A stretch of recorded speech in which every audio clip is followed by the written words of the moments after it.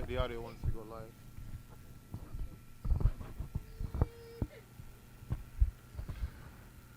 All praises to the Most High Kal, Halal, Yahweh, Bahashem, Hamashiach Yahweh Shai, and that means all praises to the Most High in the name of His only begotten Son, who the world calls Jesus Christ.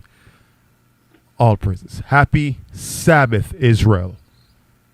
And more importantly, happy Feast of Tabernacles. As you can see, we are outside. We are out here in the wilderness. All right? We've been out here about 6 days now. All right? We've been out here, doing as the Bible commands us in Leviticus 23.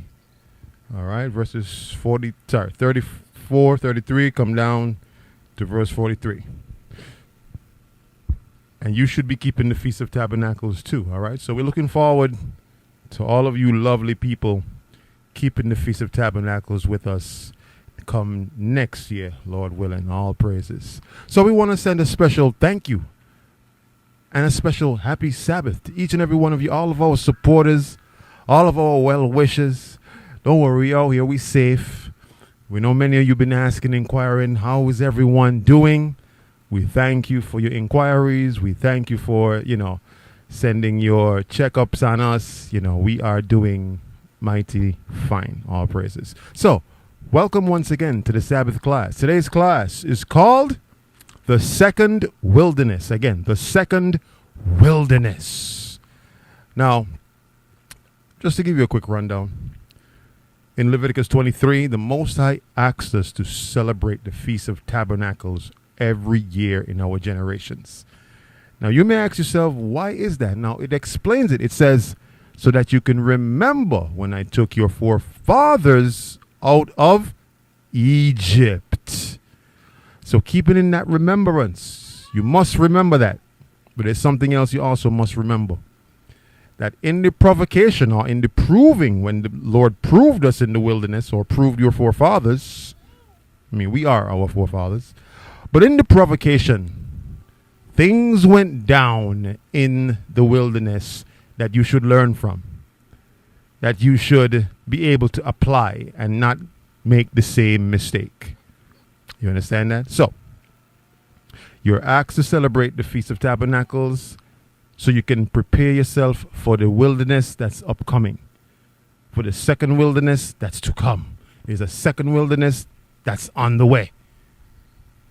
And I pray that you make it. I pray that you're among that number that has the opportunity to actually make it there. But before you actually get there, there's some things you got to endure first. It's not going to just be like, oh, boom, boom, boom, now we in the wilderness. What the Christians call it, the rapture. Just one day you wake up and then you disappear and then now you're elsewhere. Sorry, there's some things you got to go through before you get there. Some things you got to endure. So let's run through it quickly, then we'll work our way to the wilderness, all right? Let's work our way to the wilderness. Jeremiah chapter 30, verse 7. Jeremiah chapter 30, verse 7. Reading from the book of Jeremiah, chapter 30 and verse 7. Alas, for that day is great, so that none is like it. It is even the time of Jacob's trouble. It is even the time of Jacob's trouble. Now, for those of you that may not know, you may think that Jacob's trouble is relegated to just a specific time or a specific event or a specific time period. No. Jacob's trouble been ever since we've been getting hanged, killed, maimed, impaled, all right, castrated. All of that was Jacob's trouble. But there will be an intensifying of Jacob's trouble. Let's put it this way, a climax. When it climaxes. Because if you think about it, if you're going to say, well, Jacob's trouble is when all hell breaks loose for the Israelites. Well, what's been happening all this time? When we've been getting impaled, castrated, hung in broad daylight. Our babies being ripped away from the mothers while still in the womb. All of that is Jacob's trouble. All of it. But there will become an intensifying or climax point. But it says, read it again. It says, alas. But alas, he shall be saved out of it. He shall be saved out of it. So we're going to be saved out of it. But you got to go through some things, all right, before. All right. Tribulation is coming for Israel like you've never seen before. All right. Let's get Daniel 12 and verse 1. Daniel chapter 12 and verse 1.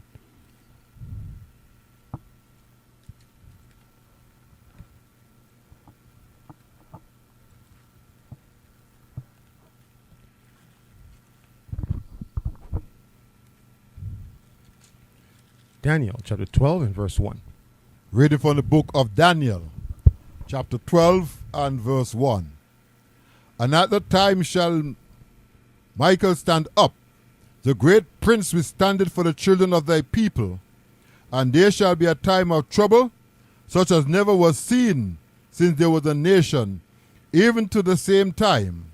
And at that time thy people shall be delivered, every one that shall be found written in the book. So as you see, it's going to be a time like never before. So although we've been going through Jacob's trouble, there's coming a time that has never been seen upon the earth before for our people. It's going to be a time of unprecedented trouble, turmoil, and tribulation. Everyone gets it, but you don't just go into the wilderness like, look, you get zapped into the wilderness. The chariots come and pick you up, and there's some things we got to go through. All right? Let's go to the Apocrypha. Let's get 2nd Ezra, chapter 16, verses 70 to 71. All right? 2nd Ezra.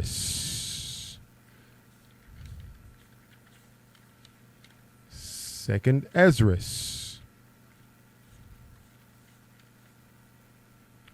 Chapter 16, verses 70 to 71.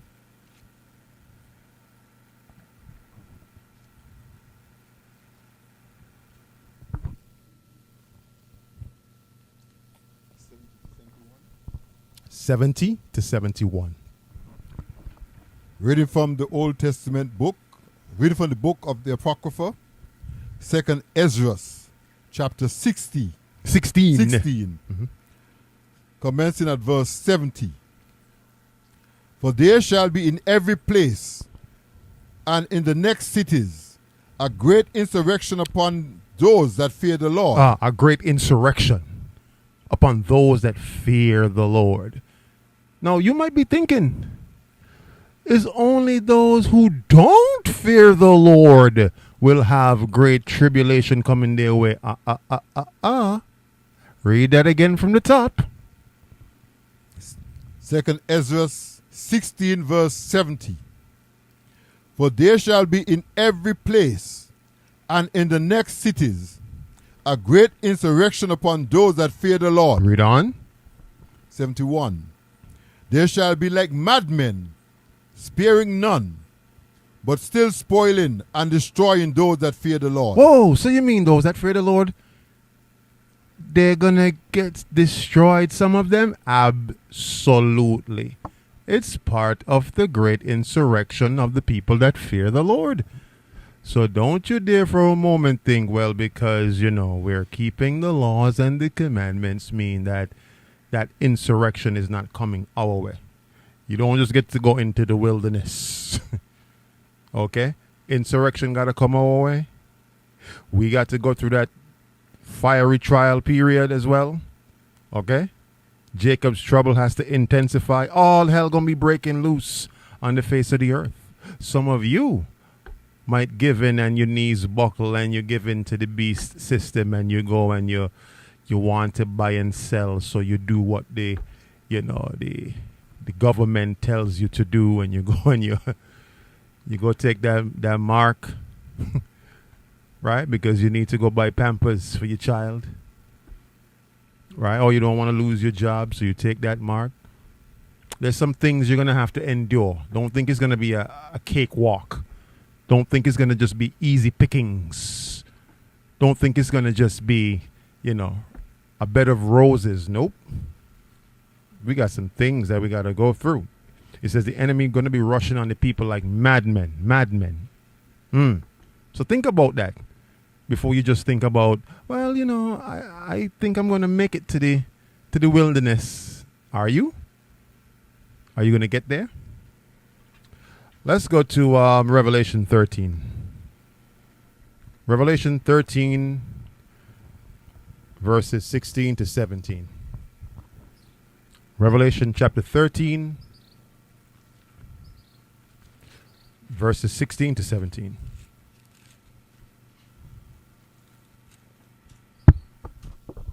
Reading from the book of Revelations, chapter 13, commencing at verse 16. And he causeth all, both small and great, rich and poor, free and bond, receive a mark in their right hand or in their foreheads. So when the beast system now implements these procedures that basically support, the digital age of that era coming to a full fruition, where now you can't buy and sell in the traditional way that you would, and now the buying and selling takes place in a different form, and now you're required to get what the government tells you to get in order to buy and sell. What are you going to do? Are you going to give up and give in? Or are you going to buckle down and stand firm for the Lord? That is the question. You have to endure all of this before you even make it to the wilderness. Mind you, let me just reiterate.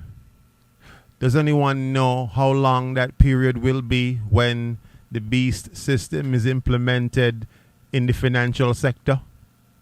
Now, the beast system has already been implemented fully in all the other sectors, like the health. Now, how many of you know there's 5 areas of the beast system that operates? There's 5 tentacles or 5 arms of the beast system that it operates chiefly in. Number 1 is what? Health. Number 2 is what? Politics. Number 3 is what? Education. Number 4 is what? Food. Number 5 is what?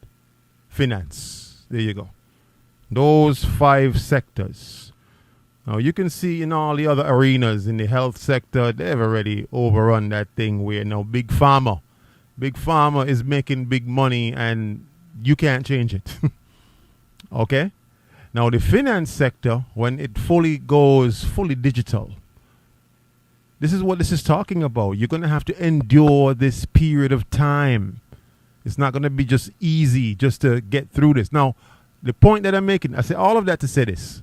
Does anyone actually know how long you will have to endure that period of time where the system now requires a different form of finance? Does anyone know how long you'll have to actually endure that? No one knows. It could be years. And you may start out good, and then somewhere along the line, you say, listen, I can't take this on no more. I've been struggling. I've been dealing with too much. I've been fighting this fight for a long time. I didn't do their requirements of their finance system to buy and sell. But now it's too hard. I think I'm just going to call it quits. Take that mark. Buy some Pampers. Buy some chicken in the supermarket. Eat some pepperoni pizza, go home and watch my pre-subscribed Netflix that I also got to pay for with my mark, and just chill. This is too hard. You may start out good. We don't know how long you're going to have to endure that period of time for. So I say all of that to say that. Okay? Let's go over the second. So what was that? Second Ezra. Okay, good. Let's go back to Second Ezra. All right, let's go back to 2nd Ezra 16. But this time, give me 67 and 68. Let's go back to 2nd Ezra 16, 67 and 68.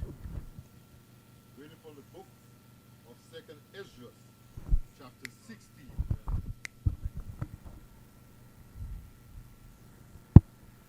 Reading from the book of 2nd Ezra, chapter 16, commencing at verse 67. Behold, God himself is the judge. Fear him. Leave off from your sins and forget your iniquities, to meddle no more with them forever. So shall God lead you forth and deliver you from all your troubles. Read on. 68. For, behold, the burning wrath of a great multitude is kindled over you, and they shall take away certain of you. Certain of you going to get taken away. Come on. And feed you, being idle. Being idle. Some of you very, very idle. Because guess what? If you don't practice right now, staying girded, and you're very idle, and you're very distracted easily, right? You don't really study much. All you like to do is just be entertained, be entertained, be entertained, be entertained. You're very idle. You're not going to even make it to the wilderness. Read on. With things offered unto idols. Offered unto idols, all right? And sometimes you're meddling with things that's offered unto idols and you have no idea. You have no idea that you're entertaining yourself with something that has been offered unto idols. All right? Okay, good. So now, all hell breaking loose. You got to survive that era. You got to survive that time period. Okay? Let's jump back over to Revelation chapter 14 this time.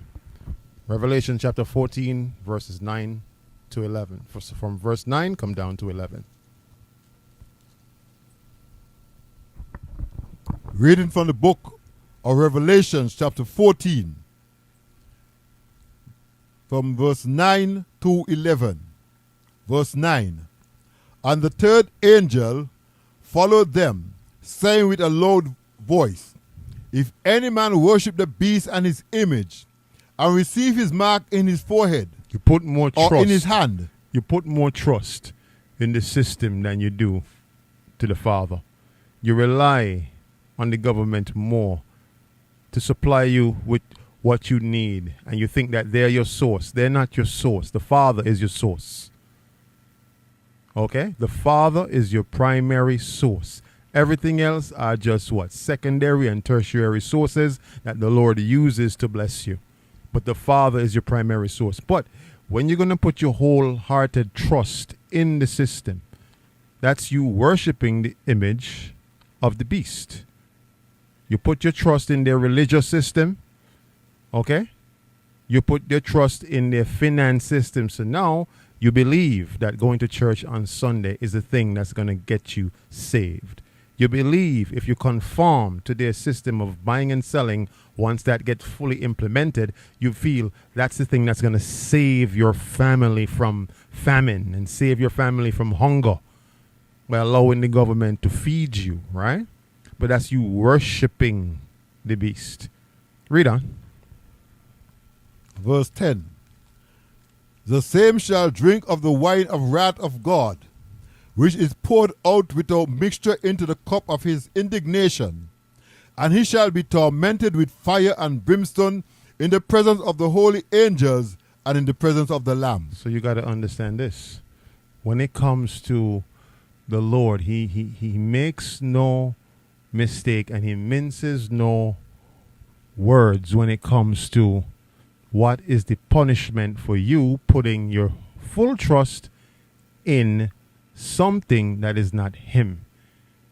If you take the mark, you conform to their system, you conform to their finance system, their religious system, all of their systems, then guess what? Guess what's going to happen? It says you're going to receive the full consequence without mixture, meaning that you're going to receive the full brunt, the full extent of the punishment of the Most High. And it's going to happen. Why? Because you chose, mind you have no one else to blame but yourself. You chose to put your trust in the beast system to provide for you, to be your source, So why not? Why not receive the full punishment from the Most High God? Okay. What verse was that? Read on. Verse 11. And the smoke of their torment ascended up forever and ever, and they have no rest day nor night, who worship the beast and his image, and whosoever receiveth the mark of his name. Whosoever receiveth the mark of his name. So that's you putting your trust in the system, in the government, and all the 5 factions that they control. Religion, finance, education, politics. Okay? And that's why you got to separate yourself. It says, come out of her, my people. And for those of you, those of you Israelites that love to, when it comes to voting, and, some of you live in America, and the scriptures say you cannot vote for someone or, put someone that of another nation over you. That's against the law. But then what about if Esau has left his minions that look like you? They're your people.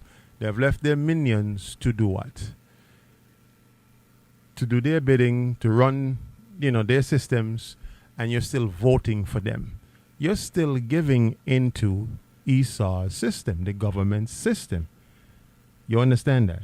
So for those of you Israelites that you love politics, you love to be in politics, you want to, when election time comes, you want to make sure that you're all in the mix. Separate yourselves from it. We have no part in that. You might have used to do that. We've done that before. We've all somewhat dabbled in the whole politics, especially in smaller islands where we live. Politics, people love politics, and it's sweet to them, and it's just like politics time is just.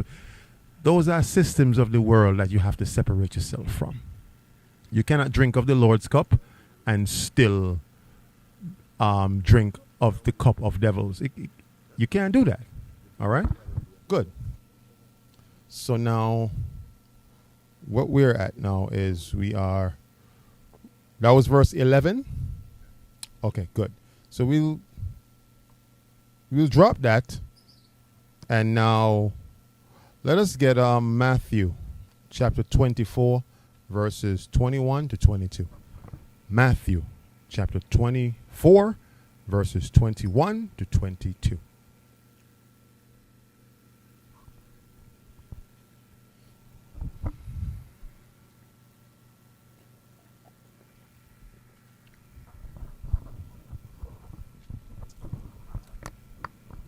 Reading from the book of Matthew, chapter 24, commencing at verse 21.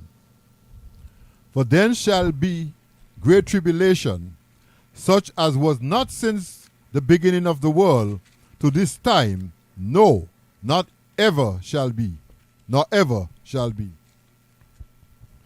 Read it again. Verse 21.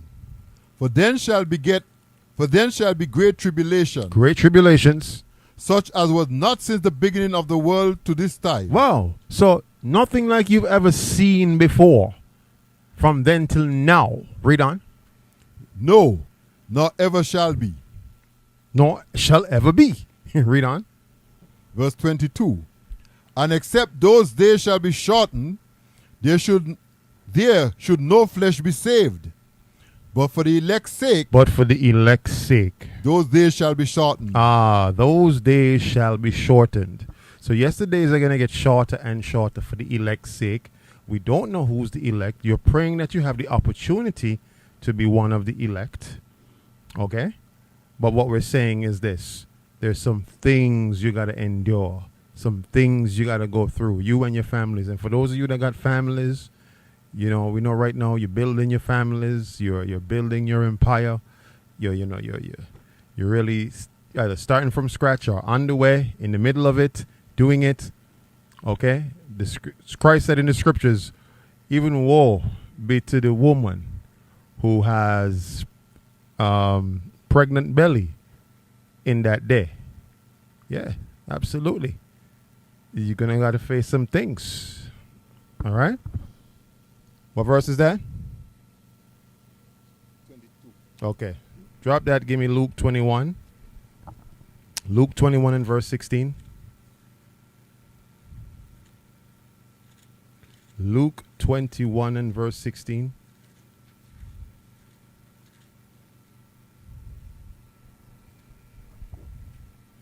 So we'll do 16 to 17. Luke 21 verses 16 to 17. Reading from the book of Luke, chapter 21, commencing at verse 16. And ye shall be betrayed both by parents and brethren and kinsfolks and friends, and some of you shall they cause to be put to death. Now, I know some of you thinking to yourself, that won't be me. You know, my parents love me too much to go against, you know, my faith and my belief. And you're thinking, Christ said otherwise. Christ said, some of you, your parents are going to be the ones to sell you out. Because they think that by doing the commandments, you're in a cult. You're doing something very evil and very sinister. And therefore, they think they're doing the Lord's work. They think that they're doing something absolutely amazing by just reporting you to the authorities. They may encourage you and tell you, you know, I think, listen, how could you have your baby starving like that there? Or just not, you're not buying all the supplies that you need. Like, you need to conform to the government, do what they tell you to do, and just, because I remember some brothers who was with us around 2020, and their mothers, some young men, their mothers told them, why you don't go and take the medicine in your arm? You need a job, right? You need money, right? Go and take the medicine. And one of them actually, their mother actually made them go. I'm going to take you. I'm going to carry you. Man, you grown man, over the age of 21. His mother told him, I'm taking you to go and get this stuff in your arm. Could you imagine that? But it's going to happen. Your parents are going to sell you out. They're going to betray you. Friends are going to betray you. Family and friends are going to turn their back on you because they think you're involved in something sinister. They think they're doing the Lord's work by doing that. All right? Let's get 2nd Ezra chapter 15 now. All right, 2nd Ezra chapter 15. 2nd Ezra chapter 15 and verse 19. 2nd Ezra chapter 15 and verse 19. 1:9. Yes, 1:9.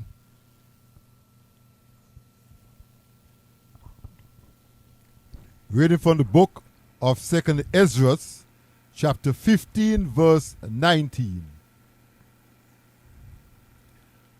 A man shall have no pity upon his neighbor, but shall destroy their houses with the sword and spoil their goods, because of the lack of bread and for great tribulation. And for great tribulation. So the people that you may see in your community, they say hi to you. They say, good afternoon, how you doing? And all is well. But when things start to get tighter and the famine start to hit, all bets are off. You become food for them. You become their greatest opportunity. Let's put it that way. You are an opportunity for them because maybe you have prepared a little bit more. Maybe you have stocked up, like the Bible said, a little bit more. And they notice you're not crying out like everyone else in the community and saying, well, boy, things rough, things hard, you know. Well, do like the Esau. Do like Edom does. Even if Edom has $1 million in the bank, he don't floss it. He don't. Some of you Israelites, right? Primarily the younger one, the younger generation who's heavily influenced, easily appeased by visuals and optics. Some of y'all, the thing that's going to take you out of here is going to be you too flashy. You're too bombastic. And you want your wealth to be shown. You want what you have and what you own to be shown. And that's going to take some of you. Oh, you're going to be food for these ones who are looking around to just easy come up. Right? Learn how to be humble with what you have. Esau masters that. He would wear the same clothes every single day. Who does that as well? Who could tell me who else does that? Moab. There you go. Sis got it. Moab. Moab would wear the same clothes every day. You come in the store, right? What is it? The Chinese food store or the grocery store? And every day that God send, they're going to be in there. They're never late. They open up. They're waiting for you. You come now, you buy now. You buy now. You thinking to yourself, these guys don't show, these guys don't. They don't care. You having national holidays, they're open. You having days that you hold as high regard days, they don't care. They're open because they know who coming in there. You. They know you coming in there because they know something you forgot to buy, something you forgot to pick up, something that your household needs, and they're there. They're open, and they look like they're wearing the same thing over and over. But if you check out the big man's account, you will not believe what's in there. You would say, there's no way one man should own that kind of wealth. Right? You know the one behind there by Rivers. Right? Apparently some years ago, he tried to skim out on paying his tab at the customs. They fined him $15,000. He said, oh, what you want? You want the money? You want the money? He went and wrote the check one time. He had the money to pay it. It's just that he was going to be a scoundrel and try to get out of it. But when they decide we're going to fine you and it possibly may come with incarceration, he said, what you want? You want the money today? You want it today? He go and he write the check and give it to them. What does that show you? He more than has it. But he's not concerned with outward appear or even the flash. Oh, I want to drive it. They drive a regular Honda. 10 of them bungle up in one upstairs house.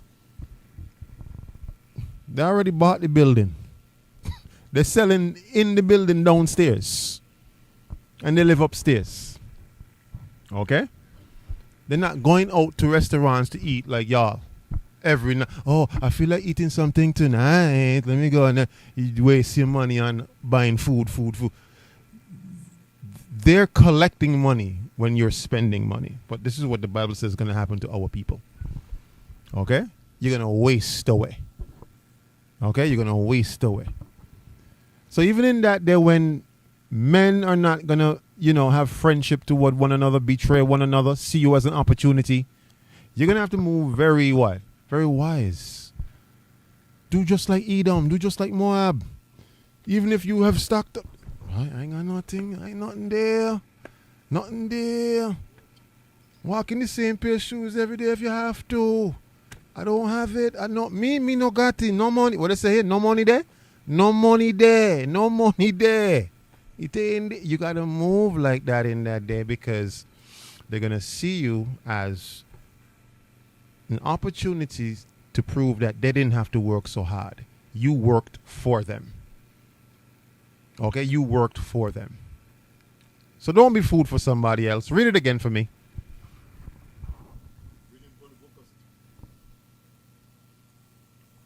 Reading from the book of 2nd Ezra, chapter 15, verse 19. A man shall have no pity upon his neighbor, but shall destroy their houses with the sword and spoil their goods because of the lack of bread and for great tribulations. Don't think it's going to be by somebody that you don't know. The neighborhood kid you see running around the block all the time, it's going to be him. The one who your auntie gives bangos to, and she gives, grapes and coconuts to, it's going to be him. He sees the abundance that you want them to keep the commandments? They've probably been preparing for this for a long time. That's an easy come up. So, like Christ said, sell your garment or sell your coat and buy a sword. Brothers, your job is to arm yourself, protect your families. Don't do like the Christian church and say, I'm just going to sit here and pray my problems away. And then when they come in my house, I'll just drop on my knees and say, Rabba Sata Soto Poto. And then the man with the gun will say, oh, what did you just say? Did you just say Rata Sata Bata? I can't do it anymore. I will leave out of the house at once and go to someone else. That's not going to happen. He's going to say, you say ratatat. Well, my gun go ratatatat. That's what he's going to say to you. So, brothers, please, arm yourselves. Protect your families. You are the head of the home. Your job is to give your life for your wives and your children if need be. Okay? Protect the women and children by all means, by all costs. That is your job. Because that little kid you see running around, in a couple of years, he ain't going to be a little kid no more. He's going to be a brazen criminal coming in your window, coming in your house. Because it says it didn't say someone you didn't know. It says your neighbor. People that you know. All right? Drop that and let's go back to Revelation. All right? Let's this time turn to chapter 17, verses 16 and 17. All right? Revelation chapter 17, verses 16 and 17. Reading from the book of Revelation, chapter 17, commencing at verse 16.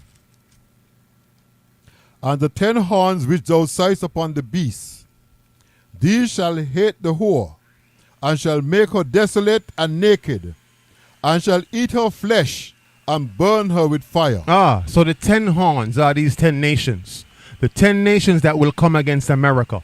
The 10 nations that will come together in one accord, and they will take the beast out. Now, it was very interesting. Colonel, you was listening to something this morning that I was listening to it, and it's playing right into everything that the Bible is bringing out. Right? And brothers, it's good to listen to these things. Okay? The Bible says, be not ignorant of anything great or small. So I know some of you younger folks don't really like to listen to news and listen to what's happening on the world stage and listen to the politics shows. But you must do it. You must do it to inform yourselves, to stay abreast. Okay? And then sometimes when you see the colonel listening to these things, listen to it with him. It will show you, and when you listen, everything that they're bringing out on these platforms, these news platforms, it's coming right out the scriptures. You understand? So don't always just go on the media to be entertained. Listen to these things. The scripture said, be informed of things great and small. Good. But now, the 10 horns are the 10 what? Nations. They will turn against who? America or Babylon. Good. That is coming. Right? Some of them may try to align themselves with her and say, you know what? We're going to, join with you. Okay, but eventually they're going to turn on her. Good. What verse was that? 16. Read on. Verse 17. For God had put in their hearts to fulfill his will, and to agree, and give their kingdoms unto the beast, until the word of God shall be fulfilled. So all of this is playing into God's will. Okay? He put it in their hearts to fulfill his will. Okay? So make no mistake about it. Everything that has to happen, everything that will happen, everything that's going to happen is playing all into his will. When the Most High puts something on the leaders of these nations' heart, they're going to do it because it was written that they will do it. Good. So the 10 nations, they will hate the whore. And y'all can see the whore is being weakened, Y'all may not see it, but America is being weakened in various ways. And she will continue to be weakened. But because she's so prideful, she tries to make herself look what? Strong. And if she's built up, yeah, we're winning. What does Mr. President Trump always say? We're the greatest nation on the face of the earth. And everything is amazing. Everything is beautiful. Everything is wonderful. We have some of the greatest minds around. He speaks with such confidence as if, even though we can see America is being weakened, and she will continue to be weakened. Okay, thus saith the Lord. Thus saith the scriptures. Let's get the book of, so that was verse 17, yes? Let's jump over to Jeremiah chapter 50 and verse 9. Jeremiah chapter 50 and verse 9.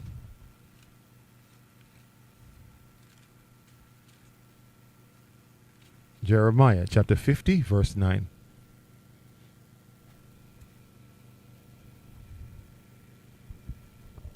Reading from the book of Jeremiah, chapter 50, verse 9. For lo, I will rise and cause to come up against Babylon an assembly of great nations from the north country, and they shall set themselves in array against her. Mm-hmm. From thence she shall be taken. Their arrows shall be as of a mighty expert man. None shall return in vain. Wow, none shall return in vain. Wow, as a mighty expert man, a mighty archer, a mighty javelinist, it shall not return in vain. It's going to happen. So these nations, they're going to assemble themselves against America, the great whore, against Babylon. Okay? And they're going to heap up themselves against her and come against her. But I'm trying to show you something while showing you something else. Do you realize, should you live to see this, or should you live when this is happening, these are all events that you're going to have to endure through? We ain't even get to the wilderness part yet, where we get delivered from the coasts. All of this you got to survive and endure. So trust me, if you have not been enduring effectively right now, and these things have not occurred as yet, you got to get it together, Israel. You got to, this ain't no time to be falling prey to simple sin. This ain't no time to be stumbling with, folly. This is the time to get serious, because when these type of events start happening, you have to endure through these before you even get to the wilderness. All right, so that was verse 9. All praises. Let's go to Obadiah chapter 1 and verse 7. Obadiah is only one chapter. So Obadiah 1 verse 7.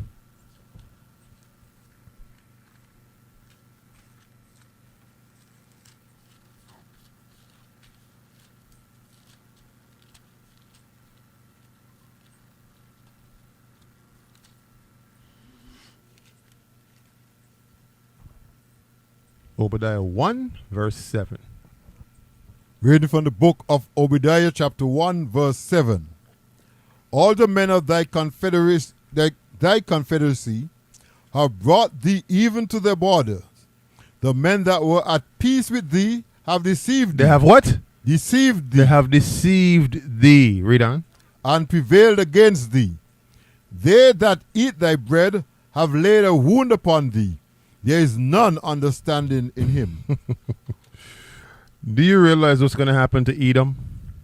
Do you realize what's going to happen to Mystery Babylon? Mystery Babylon will think that it has what? It has... What? Say it loud for them. Friends. Say it on the mic so everybody at home can hear. Friends. Friends. Allies. But those allies shall quickly show their true intent, that they were not allies. They just aligned themselves, seeming like allies, so that they can heap up themselves against Babylon, against America. Remember, most if not all of them secretly hate America. But because she has certain amount of girth and power and strength right now, they have to kind of play coy. And like, that one person who you got to make them feel. Okay, that one boasting person.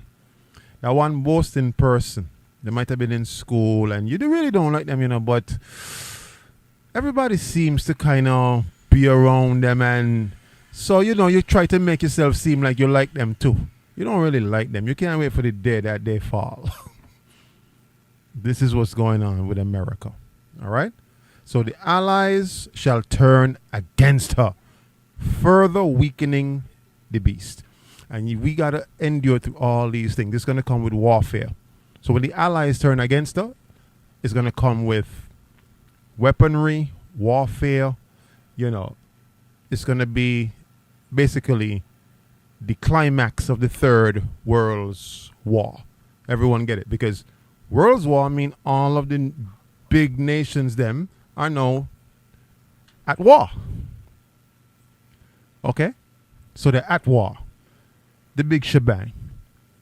Nukes dropping. All hell has broken loose. Right? You go outside, your face may melt off. They're dropping EMPs, electromagnetic pulses, shutting off all the electronics. For those of you that can't survive without the internet, I don't know what you're going to do in that day. For those of you that can't survive without the social medias, I don't know what you're going to do in that day. Because it won't be available. It's going to be hell breaking loose. Third World's War. Right? So you got to even survive through that before the second coming of Yahweh Shai, the Christ. All right? Let's get Matthew 24, verses 30 to 31. Matthew 24, verses 30 to 31. All right, Matthew chapter 24, verses 30 to 31.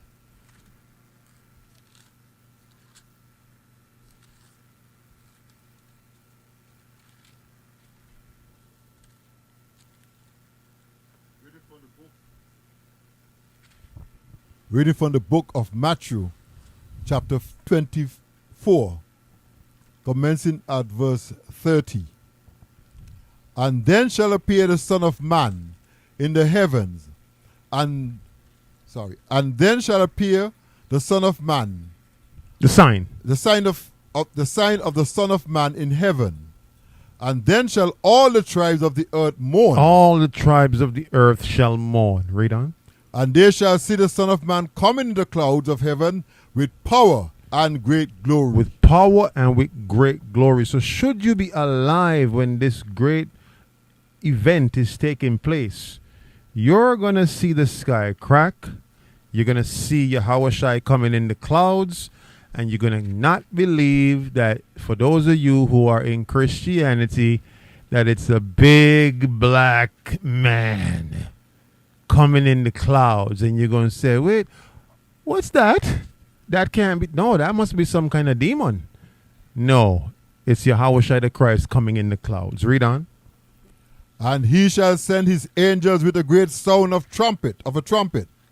And they shall gather together his elect from the four winds, from one end of heaven to the other. Okay, now what we see happening here. The nations go against Mystery Babylon. The allies have turned against the whore.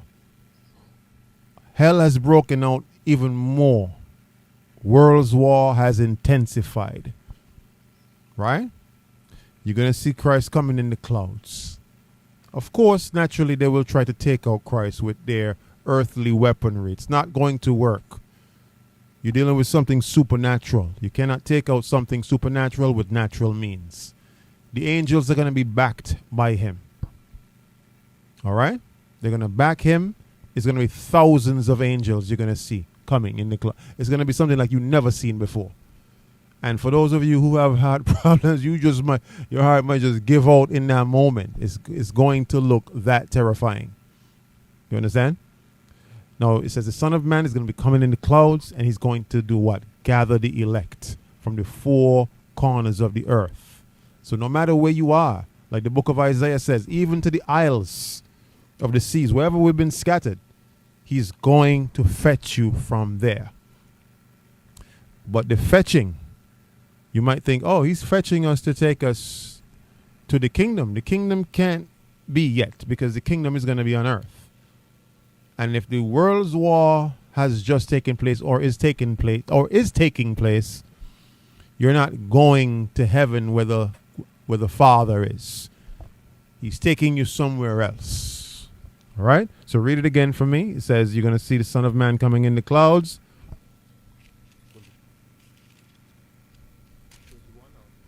Yes, 31.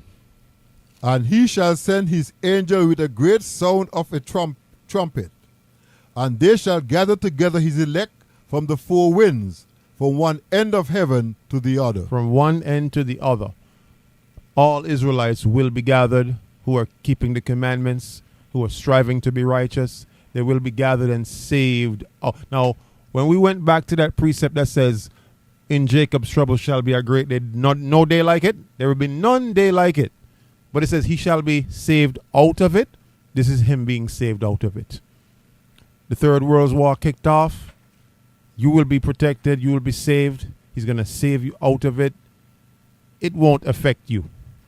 Should you be doing what you're supposed to be doing now. Rehearsing the righteous acts now. Being in the right spirit now. You got to get it right now. Otherwise, when you hear that final trump blow, okay, and the World War III has kicked off, it will be far too late then. Okay? Let's get 1 Corinthians 15 and verse 32. 1 Corinthians 15, verse 32.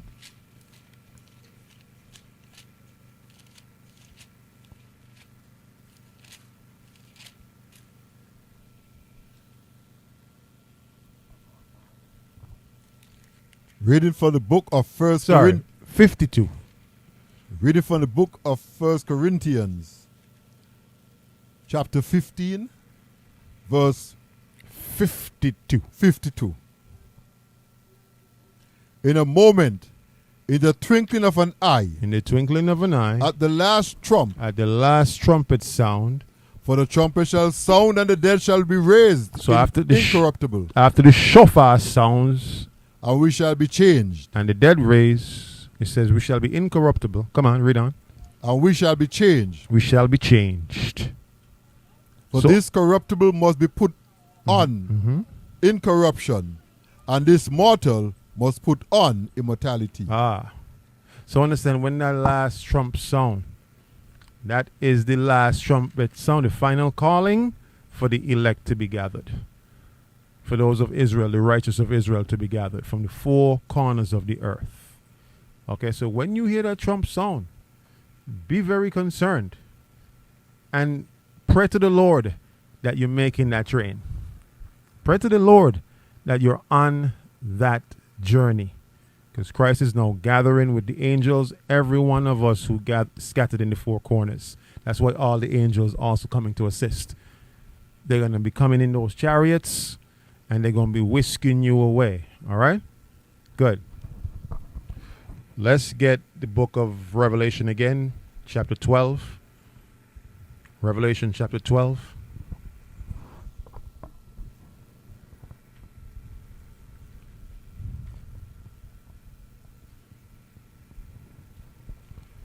Revelation chapter 12.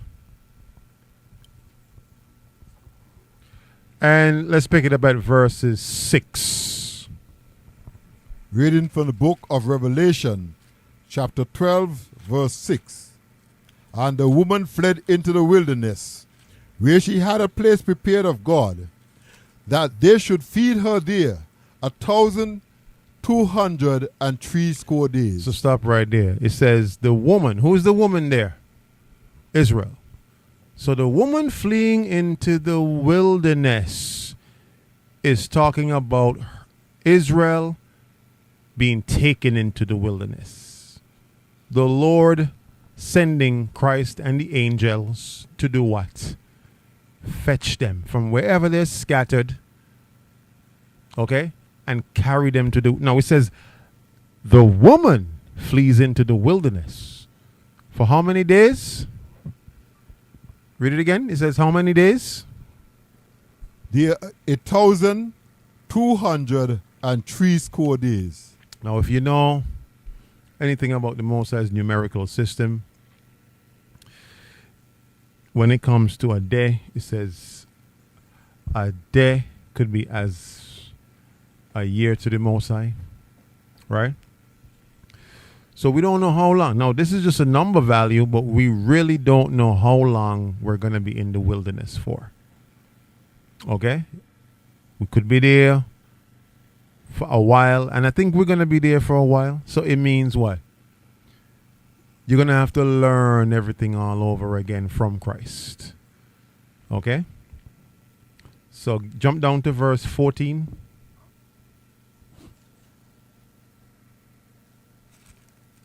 Revelation 12, verse 14. And to the woman were given 2 wings of a great eagle. Wait, jump up to verse 13 and then hit verse 14. Come on. Yes, 13. Revelation 12, starting at verse 13. And when the dragon saw that he was cast out onto the earth, he persecuted the woman, which brought forth the man-child. Good. So when it says the dragon saw that he was cast unto the earth, he persecuted the woman. Now, who's the woman? Israel, right? Now it says the woman that brought forth the man-child. Who's the man-child? Yahweh Shai the Christ. There you go. That Savior, that Messiah, that man-child. Good. Who's the dragon? Esau, that kingdom of Edom. All right? That great mystery Babylon. Verse 14. Verse 14. And to the woman were given 2 wings of a great eagle. 2 wings of a great eagle. Come on. That she might fly into the wilderness, into her place, where she is nourished for a time, and times, and half a time. You see how we use that word play right there? Times, and half a time. Come on. From the face of the serpent. From the face of the serpent. The face of the serpent is talking about, of course, our arch nemesis, right? Esau, who still wants to take us out till this day.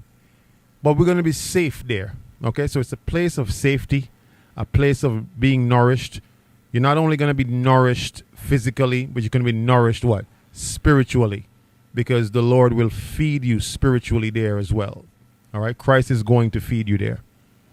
Now, again, we don't know how long we're going to be in the wilderness. How long we in the wilderness out here? For those of you that was out here the whole time, raise your hand. Okay, one. Okay, good. Just a few. Now, for some persons, being out there 7 days is treacherous because, we in captivity. Certain circumstances may not allow for you to be out there for the full 7 days. There's things like challenges and hindrances. Or, let's say there are no challenges or hindrances. It's just that you can't deal well. You don't deal well with being in the outdoors. You're outside of your comfort zone. Now, if you can't deal with being outside your comfort zone, you better learn now. Because you will not be a good candidate to make it to the wilderness and survive there for times and a half, and even times after that. It sounds like you're going to be there for a time. Because much has to be done. The world has to be not only Esau has to be defeated, the nations of the world has to be destroyed. Okay? After they try to take out Yahweh Shai in the Third World War. After they done try to kill off each other, all the nations, the world still got to be what? A new heaven and a new what? Earth. So there's much work that Yahweh Shai and the angels have to do. But you're going to have to, in the wilderness, okay?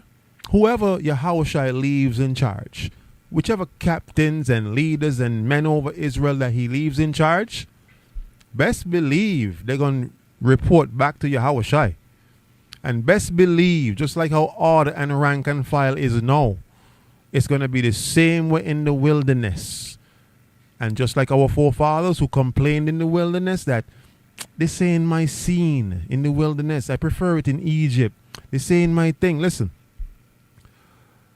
for those of you that were here for all this time, right? Let me ask a simple question. How many of you since you've been here showered or bathed here? 1, 2, 3. Okay. And Brother Daniels, I see. Trust me, Brother Daniels was making no joke with the holding the fresh every day. Trust me. He said, Cap, I need to hold the fresh now. Now. Right? But there's some people, they will look you square in the face and say, I don't do this. I can't do this. I need to be at home in my bathtub with my loofah, with my my luxurious soaps, my bubble bath, my facial scrubs, all of my amenities. I need to have all of my accoutrements set out because first world problems. Right? You're not going to make it.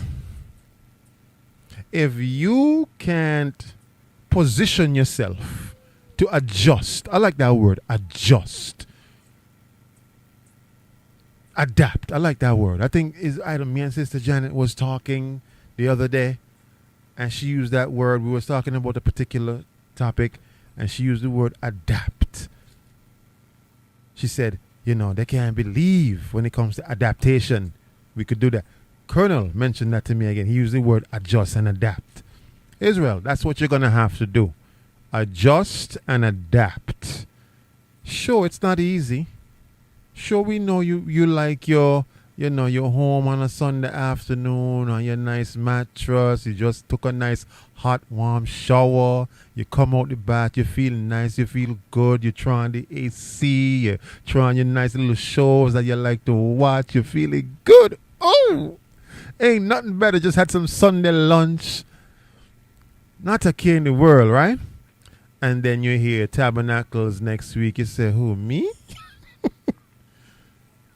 I gonna do one day that day here, and I gonna just say shalom, because I can't do 7 days of that. It means what you're saying is, if you don't think you have the capacity, the spiritual capacity, or the mental capacity or fortitude to do it, it means that in the wilderness, whatever the times and a half, and more times that we're gonna be there, you won't last the entire time. So you got to gear yourself up to be able to have the capacity to last the entire time. Learn how to work together, learn how to problem solve, learn how to be solution oriented, learn how to make the best of what you have with where you are. And once you adapt, right? Israelites know how to adapt, Let me tell you something. They threw us to the sharks and we came back swimming better than the fish. That's our people. They threw us to the bottom of the well, right? And we came out being the water well man, knowing how to distribute to the whole town and the whole city. They threw us to the jungle, and we came back taming the beasts. We survived the worst conditions known to mankind, our people.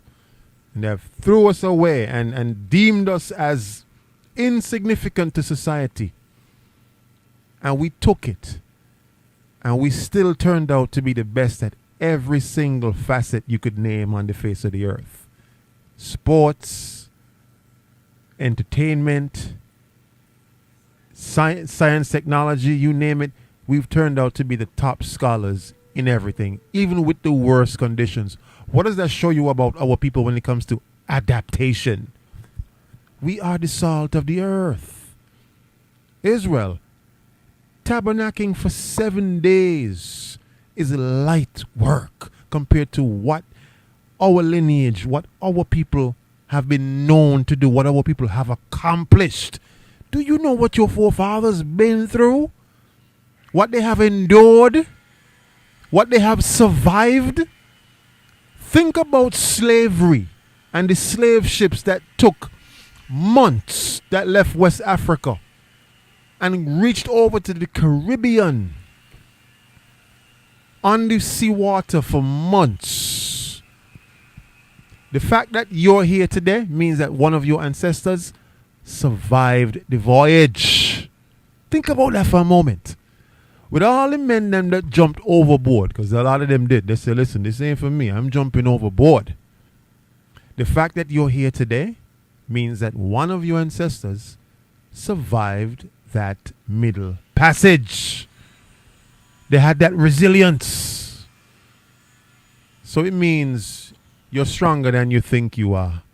You're more resilient than you think you are. You have more capacity than you give yourself credit for. You have it inside of you. It's just that in this Western world, we've been kind of comforted by Esau's accoutrements, and thus we have bred a generation of weaker people. But the strength is still inside all of you. It's there. And you can see by the way we adapt. Okay? And for those of us who had the opportunity, the great opportunity to grow up in the Caribbean, we know about hard life. We know. Because even when you go to America, yes, they have ghettos and inner city suburbs and inner city communities.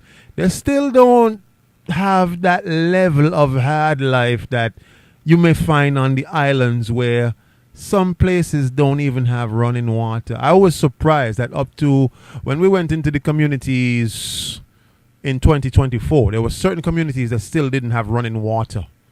Yes. Now, Elder Gabar could tell you, back in his day, out in the yard, they had what you call what? A latrine, or commonly called the what? Okay, good. Because there was no toilet inside the house, correct? My grandfather had one of those right there in Westbourne, God. And we know about hard life. We know about taking a shower in a little bottle like this. What they call it, Soldier Gabar, they call it a washkin. You ever hear that term? Go take a washkin. We know to bathe with a small bucket. We've done that for years. Okay? So we're no stranger to these things. But now that we're asked to tabernacle in the wilderness for 7 days, boy, it's the hardest thing for some people. You understand? But tell yourself that won't be you. You want to be a good candidate for the wilderness. Yes? What verse was that? That was verse 14, right? Good. So, we're going to be fed there, nourished. Yahweh Shai has work to do. The angels have work to do. Obviously, it means men are going to be left in charge. Men that's going to be over men that report to other men that report back to Yahweh Shai. Rank, order, and file. If you can operate like that right now, you will enter into the wilderness and say, I listen to no one but myself. The report going to reach back to Yahweh Shai, who's going to be the general over all of us. And guess what's going to happen? You're out the camp. You're out. Because some of you right now say, well, I only answer to Yahweh Shai. Well, guess what? Yahweh Shai, you think he going to be there just with you every day? No, he has work to do. He's going to leave capable men that he teaches, and they're going to teach you. And you know how you're going to feel? You're going to feel like, why, this ain't what I learned back in my camp. This ain't what I learned back in my organization. To hell with you and your breakdown. Okay. We'll see. Let's read on. Let's go. Verse 16. Oh, that was 16. All praises. Let's jump over to the prophet Ezekiel, chapter 20, verses 35 to 37. The prophet Ezekiel, chapter 20, verses 35 to 37.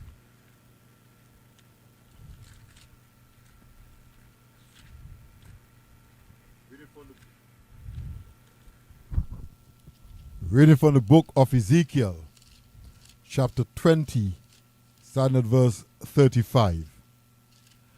And I will bring you into the wilderness of the people, and there will I plead with you face to face. Plead with you face to face means he's going to teach us face to face. We're going to be able to get the precepts, get the breakdowns, okay? With capable men that he teaches also face to face, who will also teach you face to face. Read on. Verse 36. Like as I pleaded with your fathers in the wilderness of the land of Egypt, so will I plead with you, Stop said right the there. Lord. Stop right there. How did he plead with us in the wilderness? Did Christ himself, was he there teaching us to break down? Who taught us the breakdowns? Okay, good. Moses and who? Okay. And they therefore taught who? Which made up the what? You right there. You almost, but think before the Pharisees who made up that collective. Say it on the mic. The priests. Good. The priesthood.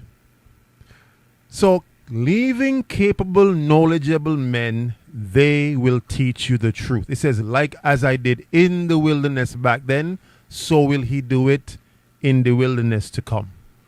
So capable men will be left in charge. Capable men you will have to report to. And that's why I teach my men. Be honorable. Show each other the honor and respect that you need.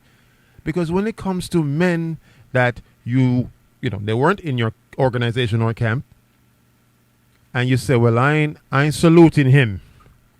He wasn't in my organization. That's not the way I taught you. Honor all men. Organization or not, honor them. They've put in the work. They've been taught the breakdowns. They have rank and file. Honor their rank and file. That's what I teach the men. Whether they reciprocate or not. Okay? I saw a young lady yesterday. I was getting ice. And she's from another school. I won't call the name of the school.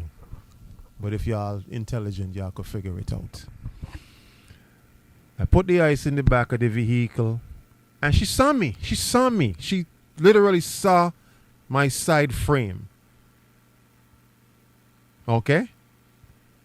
So I looked at her. I watched her walk over to the thing. And normally when I see her, I say, shalom, sister. Shalom, sis. So I said, shalom, sister. She didn't answer me. I call her by name. Shalom, sister XYZ. Still ain't answer. And I say, loud.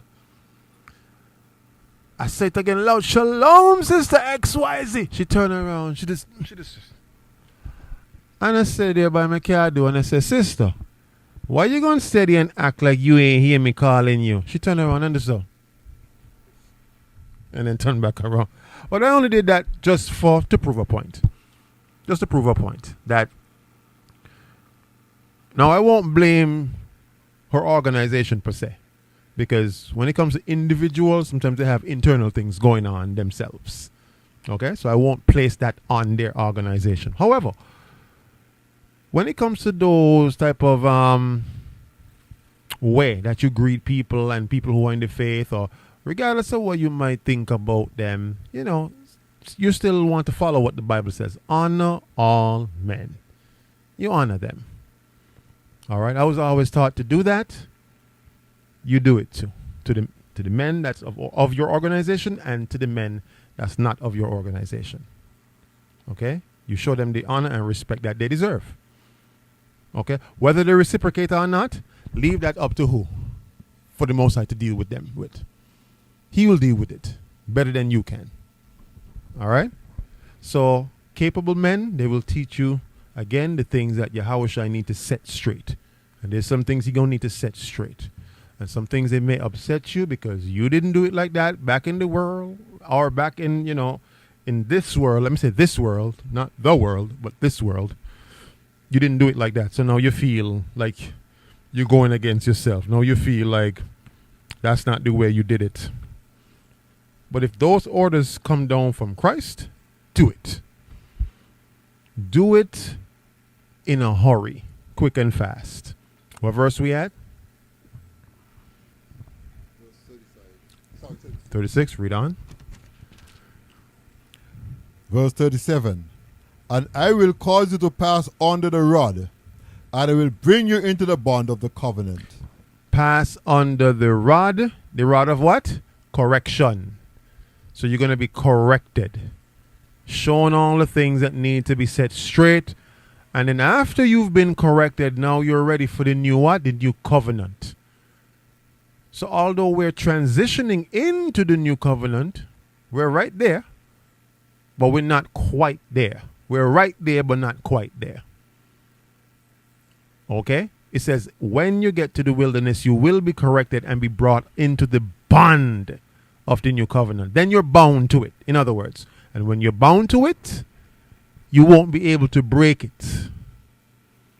Who knows why you won't be able to break it? It will be impossible for you to break the new covenant. Why is that? Say that again. It'll be written on your heart. You won't know any other thing but the covenant by heart. Okay, that was verse 37. Okay, let's jump over to Exodus chapter 16, verses 32. Exodus chapter 16, verse 32. We're going to come back to Ezekiel 20, yes, but we'll jump over to Exodus 16 and 32 real quick. We'll bounce back. All right. Exodus 16, verses 32 to 35. Reading from the book of Exodus, chapter 16, verse 32. So the people rested on the seventh day. And Moses said, this is the thing which the Lord commanded. Fill an ometer of it to be kept for your generations, that they may see the bread, wherefore I have fed you in the wilderness, when I brought you forth from the land of Egypt. Question, what were we fed with in the wilderness? Manna. Good. So the Lord provided manna. And it tasted like what? Anything that you like to taste, right? Anything that you desired. Well, not anything unclean, of course. So now we were fed, we were nourished with manna. I have a question. Do we have any picky eaters here? Any picky eaters? You're a picky eater? Any picky eaters? You're very picky? Is there you say kind of, somewhat, so? Okay, no picky. Okay, cool. What about you, Brother Daniel? No, I know for a fact you're not a picky eater. I've been around you. I've supped with you. We've eaten together. I like this brother's style. Colonel, same thing. If you ask Colonel, what do you want from it? Colonel will tell you, it doesn't really matter as long as it ain't two things. It's my kind of brother. Man, we could be in the wilderness parring for times and a half, and times. Picky eaters, though, they tend to do what? It begins with a C. I think one sister got it. Complain. I don't want this. What this? I don't usually eat this. This is all we got here? What? Let me talk to somebody. Tell me something. Did y'all hear from any of the captains them in the wilderness what's going to be for dinner? Manna, sis. Manna? Again, we had that there this morning. What's going to be for breakfast tomorrow? Manna. Manna again? Well, somebody needs to do something about this. Could somebody get me one of the captains then, please? Yes, sis. What seems to be the problem? I just had a question. I know we had manna yesterday, the day before, and the day before that. Is there any possibility that something else might change maybe for the weekend? Manna, sis. Well, I think it was better when we was in the previous world. Because I need to go over by Bobsy's. I need to go over on this strip. I need to go eat some sushi somewhere. And these are going to be the complaints that you're going to hear in the wilderness to come, in the second wilderness. And what happened when the children of Israel complained the first time? Did it please God? God said actually he was very wroth and he was very angry, and the fierce anger of the Lord came upon the people because they complained. Israel, I'm going to tell you like this. Learn to be content. That's the word of the day. Content. Learn to be content. And the sooner you do it now, and the sooner you learn how to just be at peace and be content, you will make it out the wilderness. But if you're a person that love to complain, love to be disgruntled, love to have an issue and nitpick at every little thing there is. Why they got to be ketchup in this? I don't eat a ketchup. No salt on this. And you complain at everything. Just be content. You have food. What the Bible said, the chief things of a man. Roof, meaning shelter. Food, clothes on your back, and water. Those are the essentials of life. Once you have them, be content. Tell yourself, you're not going to be there forever. But you're going to be there and learn to be content and relearn the commandments and relearn and be corrected, brought into the bond. Just be there and learn to be content with it. But this is why the Lord brings you to the Feast of Tabernacles every year for 7 days. It's a preparation for what? For when you go into the second wilderness. All of this is practice. So if you can practice and learn, and for those of you who at home, you've missed the opportunity to really be out here with your people, in the wilderness with your people, we pray that you would be able to experience it soon and shortly, because it's going to refine you. Now, let me just warn you, your first time at Tabernacles, you're not going to know what to expect. Okay? A lot of things are going to be running through your mind. You're going to be wondering, like, how do I adapt? How do I adjust? You're not going to know what to expect. But after your first or second day, you're going to fit right in. Okay? And you're going to learn how to be content. You're going to learn how to work with persons, how to be helpful, how to be kind, how to be entreating, how to, operate with your people, how to long suffer with your people, how to bathe in a bucket. If you never knew how to do it, you're going to learn now. But these are the things you're going to learn about the wilderness. All right? We got fed with the manna. So read on. What verse was that? That was 32? I think that was 32, right? Read on. Verse 33. And Moses said unto Aaron, take a pot, and put an omer full of manna therein, and lay it up before the Lord to be kept for your generation. Read on. As the Lord commanded Moses, so Aaron laid it up before the testimony to be kept. Read on. 35. And the children of Israel did eat manna 40 years. How long? 40 years. What for dinner tonight? How long? 40 years. What about next week? How long? 40 years. 40 years. If those of you who love to complain and love to be disgruntled and love to just nitpick at every little thing, understand this. We don't know how long the Lord is going to nourish us with what he's going to nourish us with in the second wilderness. Learn to be content now. Learn to stop arguing and being argumentative and being in the doldrums and being depressed because this is the situation that you're in now. Make the best of it.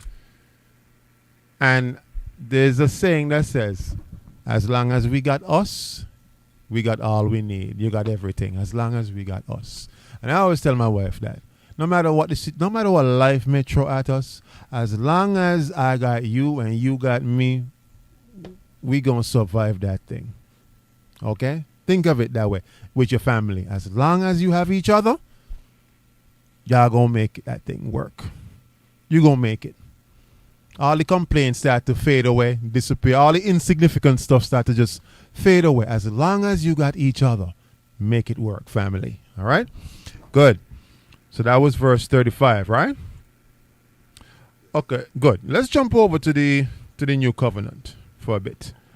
Jeremiah 31, verses 31 to 33. Okay? So, being nourished in the wilderness, in the second wilderness, physically. But then you're also going to be nourished spiritually. You're going to be brought into the bond of the covenant. You're going to be taught the commandments the right way, taught the right breakdowns, the right way to understand the things that weren't so understood in this world. Certain things are going to be revealed. that Christ revealed to the captains that he leaves in charge. Okay? Let's get it. Verse 31. Reading from the book of Jeremiah, chapter 31, verse 31. Behold, the days come, saith the Lord, that I will make a new covenant with the house of Israel and with the house of Judah. House of Israel and with the house of Judah. No other nation. Read on. Not according to the covenant that I made with their fathers in the day that I took them by the hand to bring them out of the land of Egypt, which my covenant they break. They broke the first covenant. Read on. Although I was a husbandman unto them, saith the Lord. Verse 33. But this shall be the covenant that I will make with the house of Israel. After those days, said the Lord, I'll put my law in their inward parts. In their inward parts. So the laws are going to be written on your heart. The laws are literally going to be written in your mind. When it says in your heart, it's talking about in your mind. So you won't be able to break them or go off from them. They're going to be automatically downloaded into your psyche, into your system, into your soul, into your spirit. Read on. And write it in their hearts, and will be their God, and they shall be my people. And they shall be my people. Read on. Verse 34. And they shall teach no more every man his neighbor, and every man his brother, saying, Know the Lord, for they shall all know me, from the least of them unto the greatest of them, said the Lord. For I will forgive their iniquity, and I will remember their sin no more. So it says, we're not going to teach every man his neighbor, saying, Know the Lord, for they all shall know him, from the least to the greatest. Has that time come as yet, Israel? Has the time come where persons don't have to be taught? No, because people still have to be taught the laws, the commandments, who they are. So we still have to be taught, which shows you we're not yet fully in the new covenant as yet. We'll be there when the time comes when we don't have to teach everyone. So when you get taught in the wilderness and you're pled with face to face, and these laws get inscribed on your heart, in your mind, in your psyche, you won't be able to transgress them. Why? Because now your psyche will now be replenished, renewed, with a new psyche that only knows God's laws. Everyone gets it. Good. So it's going to be renewed with Israel. All right. Let's jump over to Zechariah 13, verses 8 to 9. Zechariah chapter 13, verses 8 to 9.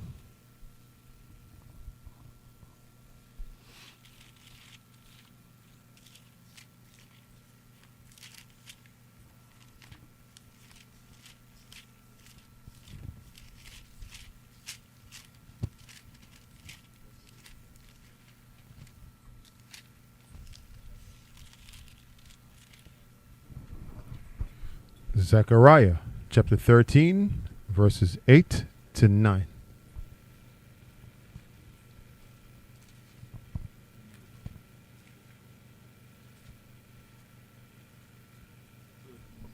Chapter 13, verses 8 to 9. Reading from the book of Zechariah, chapter 13, starting at verse 8.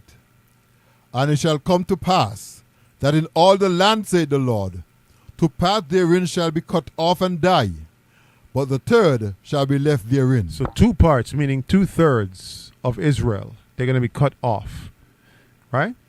They're not going to be able to enter into the new land. They're not going to be able to enter into the promised land, the new earth that the Bible mentions. That is the kingdom. They will be cut off, right? Now, some of that 2/3, surprise, surprise, surprise, they're going to make it to the wilderness. Ooh. Yes, they're going to be there. These are going to be some of the people that decide to go against the men that Christ leave in charge, to to go against the breakdowns and say, well, because I don't understand that breakdown, I ain't doing it. Or that breakdown sounds crazy to me. That sounds crazy. I'm not doing it. I'm not going to believe in something that sounds crazy to me. If it sounds crazy, I ain't doing it. Well, guess what?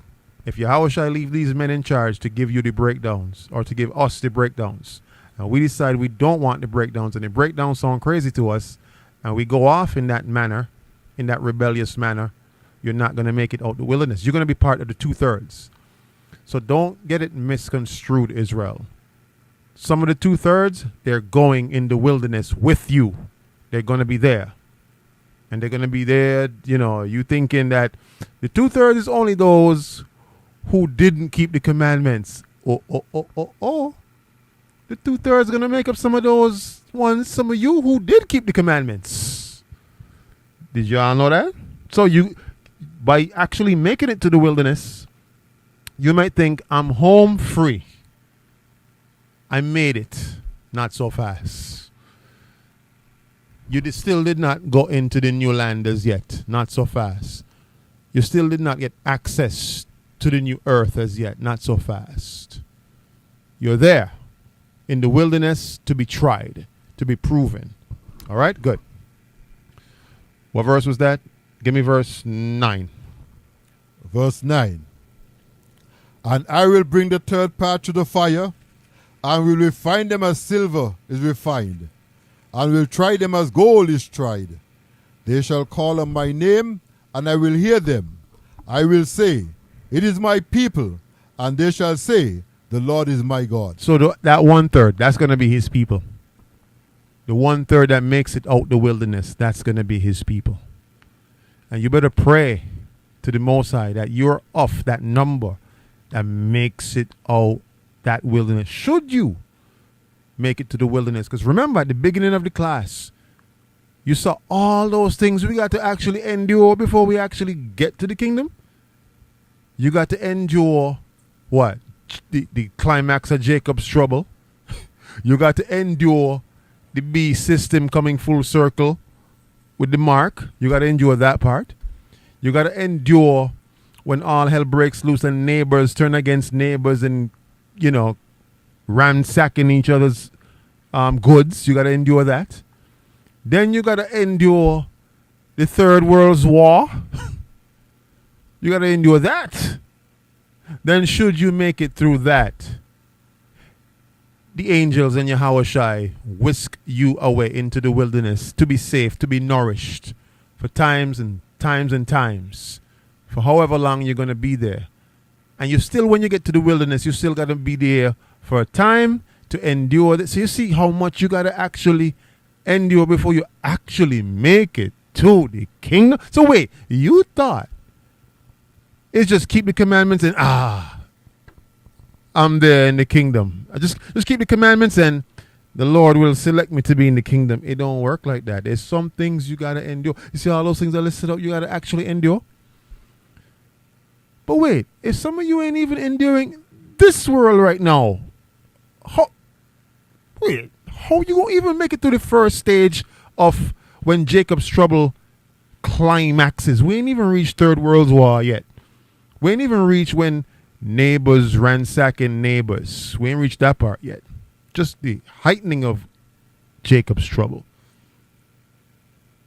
So don't be prideful, Israel. Don't think just because you're keeping the commandments now means that you're going to make it in the kingdom. You still have a lot to endure, a lot to learn, a lot to apply. Okay? And that's why you come to Feast of Tabernacles every year. To learn how to endure, to learn how to apply, to learn the things that you need to know that would make you a great candidate for the kingdom or for the wilderness. Let's put it that way. All right? So that was verse 9? Okay, good. Let us get Wisdom of Solomon chapter 3, verses 5 to 6. Wisdom of Solomon in the King James Bible Apocrypha. All right, Wisdom of Solomon.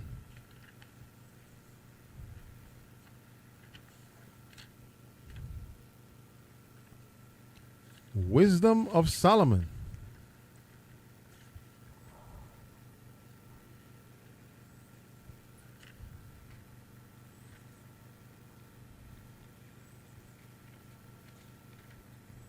Wisdom of Solomon, chapter 3, verses 5 to 6.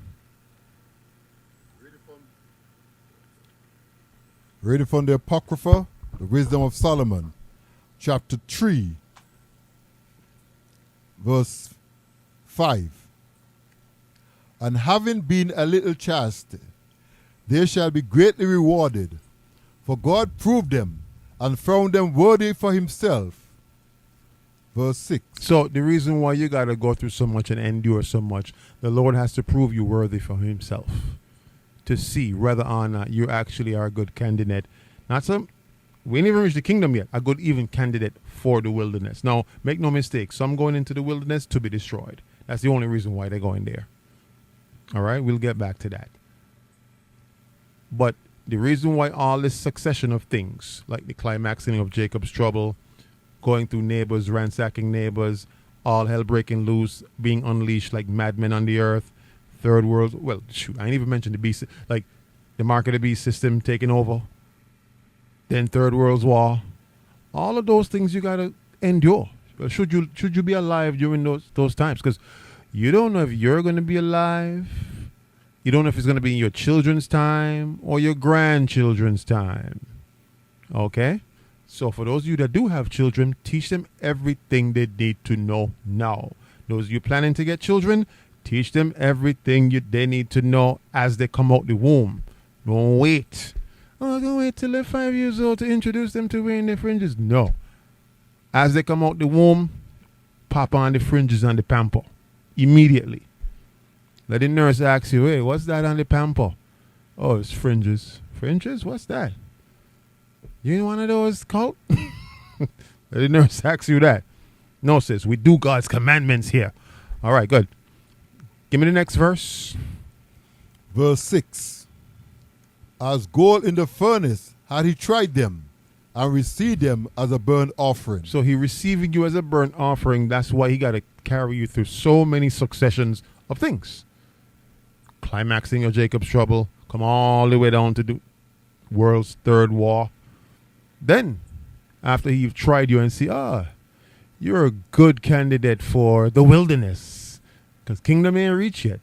Let's see if you could survive in the wilderness. It's like you're wondering, wait, this video game, is like, like you're playing a video game, like, wait, you're thinking the last level, finally there. Then, nope, you have unlocked a new level now. New level unlocked. You're wondering, wait, what? What the end boss gonna look like in this level? Right? So now, read the last part again for me, where it says, he have accepted them. Verse 6. As gold in the furnace had he tried them, and received them as a burnt offering. As a burnt. So he accepted them as a burnt offering. So sometimes the Lord accepts you as the burnt offering. Everyone gets it. He got to try you in that way.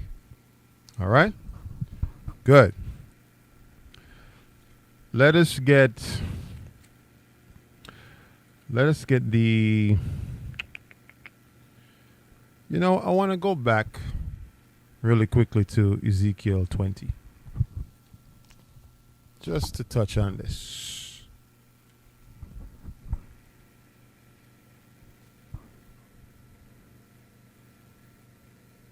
All right, go back to Ezekiel 20.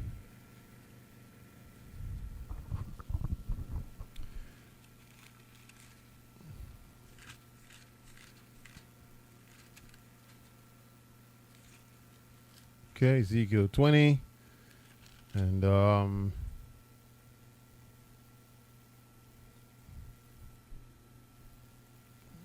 let's pick it up at verse...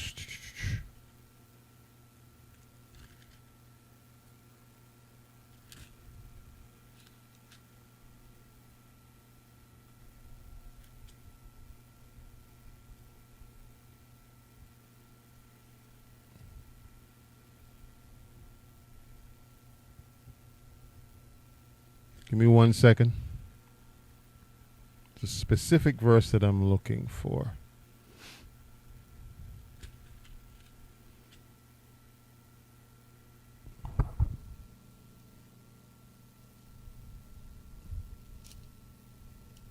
Okay, we'll do two things. Give me verse 30. Give me verse 30. Reading from the book of Ezekiel, Mm-hmm. chapter 20 and verse 30. Watch this. Wherefore say unto the house of Israel, Uh-huh. Thus said the Lord God, Are you polluted after the manners of your father, Uh-huh.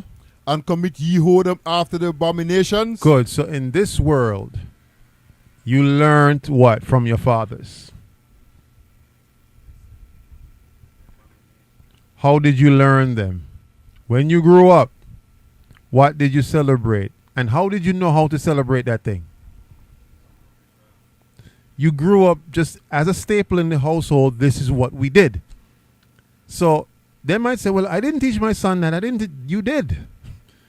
Every Christmas, you know what you brought them up to do. Every Valentine's Day, you bought them the teddy bear with the chocolates and you learned it from your parents, right? You learned idolatry from your parents.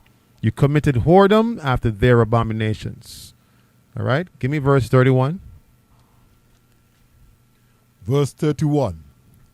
For when ye offer your gifts, when you make your sons to pass through the fire, ye polluted yourself with all your idols, even unto this day.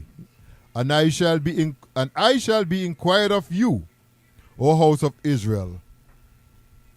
Read on. As I live, said the Lord God, I will not be inquired of by you. I will not be inquired of by you because you went off and did all these abominations. So now the Lord not dealing with you, right? But when you come to the wilderness, do you know you actually get a chance to be purged of your sins when you come to the wilderness for 7 days?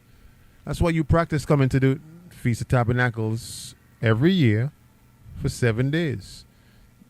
It's a 7-day purging. It's a 7-day purification. It's a 7-day basically weaning off of the world. And for those of you who've been over here for all this time, going back into the world is going to feel a bit strange. It's going to feel like, you were away from the world for a bit and now you have to go back. You're going to feel like, no, take me back. Take me back to the wilderness. All right? What verse was that? 31? Good. Jump down to verse 37 again. Give me 37 again. Verse 37. And I will cause you to pass under the rod, and I will bring you into the bond of the covenant. Read on. And I will purge out from among you the rebels, and them that transgressed against me. I will bring them forth out of the country where they sojourned, and they shall not enter into the land of Israel, and you shall know that I am the Lord. So the rebels are going to be purged out. The 2/3, some of them are going to make up the congregation who make it to the wilderness, but they will not make it to the new land. Everyone gets that, right? So now, what verse was that? 38. Come down to verse 39. Verse 39. As for you, O house of Israel, thus said the Lord God, Go ye, serve ye every one his idol, and hereafter also, if ye will not hearken unto me, but pollute ye my holy name no more, pollute ye my holy name no more with your gifts and with your idols. Read on. 40. For in my holy mountains, in the mountain of the height of Israel, said the Lord God, there shall all the house of Israel, all of them in the land, serve me. Read. There will I accept them, and there will I require your offerings. Your what? Your offerings. Your offering. So how many of you thought that the sacrificial law is going to be over? I hear some people say, the sacrificial law is done away with. It's not done away with. It's transposed at the moment. Who's the sacrifice now? You are. Your life is a living sacrifice to the Lord right now. So the sacrificial law ain't done away with. It's just that we have sacrifices of a different kind. Now, in the new kingdom, what we're speaking about right here, It says the Lord will accept you with your offerings. Some of these offerings are going to be sacrifices. Read on. There will I accept them, and there will I require your offerings, and the first fruit of your oblations. Oh, the first fruit of your oblations. First with all fruit your holy things. Wow. So first fruit of your oblations goes into your crops and of your livestocks. He's going to accept them there in the new land, in the new temple, in the third temple. Everyone gets that. So is the sacrificial law actually done away with? No, it's just on pause for a moment. But there in the new kingdom will your oblations be accepted. So if they're going to be accepted in the kingdom, you got to learn how to do sacrifice where? Okay. Is it easy giving a sacrifice? No. Should you give sacrifice looking for something in return? What if the Lord says to you, I'm not replenishing anything that you give to me. Should you do it still? Absolutely. Because a sacrifice, that's why it's called sacrifice. It feels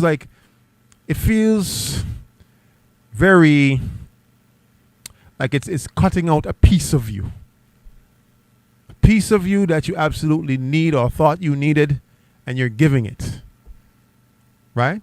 Now, a sacrifice isn't so much something that you have in abundance. Listen to me close. A sacrifice is something that you actually had to either sweat or shed blood to give. It cost you. And only you know how much it cost you. Okay? That's a sacrifice. But what if you have $1 million and you give the Lord $1? Is that a sacrifice? No. It's not. Some people feel like, that's my sacrifice. I have this amount and I give the Lord this amount. That's my sacrifice. That's not a sacrifice. It didn't take anything from you to give that. But he says in the new kingdom, he's going to accept us with all our sacrifices, all of our oblations. So when should you be learning to sacrifice? No. This is why you got the opportunity every feast day. Bring your what? Your sacrifice. Yeah, bring your sacrifice. Feast day come in. The law actually say you don't come what?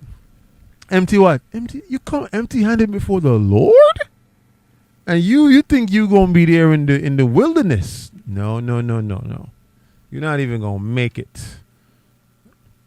Right? You know, when we first came into the truth, and we would see Passover happening, and we would see some of the schools them saying, this is the cover fee to come to the feast day. Right? And some of us would be like, why are they doing that? What? Wait. And your mind start thinking, well, back in the day, I sure they never used to check. Yes, they did. Where you think they get all that wine from? You think they get all the wine donated to them? When you see a feast day back in the day, and you see a table long from that fence go all the way down there, and it's just beer wine. Where you think them wines come from? You think somebody just came and said, here, have all this wine for your feast day? They had to buy all of them. When Yahweh told the disciples, go and make ready the Passover, what do you think that meant? Go and get the lamb. He told them, go and prepare the lamb. How much do you think the lamb costs? You know how much a lamb costs back in the day? And guess what? Was it any kind of lamb that could be? It got to be a lamb without what? Blemish. You know how much one of those cost? So when he tell the disciples, go and make ready the Passover. And guess what? I like how Yahweh used to move, you know. He used to tell the disciples, listen, you see that gentleman over there with that nice furnished place over there? Tell him we need it tonight. You got to move like that. That's how I move. When it comes to whenever we got like feast day, nobody telling me no. I'm moving with the Spirit of Christ. Nobody telling me no. And everybody that tell me no, it just means I'm going to wear them down to the next yes. In my ears, them saying no, it means yes. They say, oh, no, you can't do tabernacles here. Oh, we could do it here? No, you can't. Oh, so we could come set up? I just say you could. Oh, so, well, we're going to start setting up from about 1. Sir, I just told. Okay, 2 o'clock then. That's better for you. We could work it out. He said, okay, no problem. Right? That's how you get. Christ told the disciples, you see that gentleman over there with that nice furnished place? Tell him we need his place tonight. Go bring the lamb, bring it over there, furnish the place, bring all the accoutrements, bring them there. That's what Christ told the men then. Now, did he send the men empty-handed? No. Now, although Christ told them they got to give up their jobs and whatnot, everywhere the disciples them went, you know what they used to fling after them? But listen, the disciples step into any town, any city. People is like, here, can I give you more? You need anything, Yahweh? Here. I saw the miracle and I heard about it, what you did last week. Here. You need anything? Here. Wines for you guys? Here. You need... Because they're doing the work. That's why Christ told them, worry not about what tomorrow brings. Tomorrow will see for itself because we're doing the work. And wherever we go and we do the work, things are going to come your way. The Father will see to it. You need to have Passover? And you're keeping that commandment? You don't have a place? Guess who's going to see to it that you have a place? The Lord. You got to move with that spirit though. You go and tell them, hey, we need this place tonight. Well, for those of us, we do it in advance. So we tell them, we need this place in 3 months. And they tell you, well, we kind of going on to some reconstructions or renovations right now. Don't worry, it will be ready by then. And we will be there. Okay, we're going to put decorations from here, going to there. And we're going to, and you just start telling them the layout and the schematics. They're going to watch you like, you crazy. Like, I just told you, we're going through some changes here at this place. Don't worry, we're going to have it here. And if you don't get to have it there, guess what? It just means the Lord has somewhere better. Something more accommodative. And that's how you got to move. All right? But we can't move like slouches. We can't move like paupers. We can't move like misers. Okay? Things that we're willing to pay for whatever we want. We are willing. Okay? We are willing. Some water. We are willing. Okay? Because we're doing the work. All right? And we put our money where our mouth is as well, as a people, as a family. So there ain't nothing that's going to be off limits for us once we want it. Because what we want it for? Do we want it for evil? We want it for what? For righteousness. So it will be given to you. All praises. So what verse was that? That was verse, what? 32? 31? 39? Read on. Verse 40. For in my holy mountains, in the mountain of the height of Israel, said the Lord God, there shall all the house of Israel, all of them in the land, serve me. There will I accept them, and there will I require your offerings and the first fruits of your oblations with all holy things. But I thought they said the sacrificial law was done and is done and will never be no more. It's not true. He's going to require our offerings there as well. And the first fruit of all of our oblations. Okay? That means fruit and animals. So we're going back to what type of lifestyle? Husbandry. But it won't be you minding them. It won't be you in the fields. It won't be you taking the animals out, Soldier Gabar. You will have servants to do that for you. You will reap the finances from it, but you won't have to bend down every back-breaking day in the sun, toiling and sweating just to make $1. Inside those sugar mills, running the mills, you will have servants to do it for you. Everyone gets it. All praises. All right. Let's get Revelation 7 and 14. Revelation 7 and verse 14.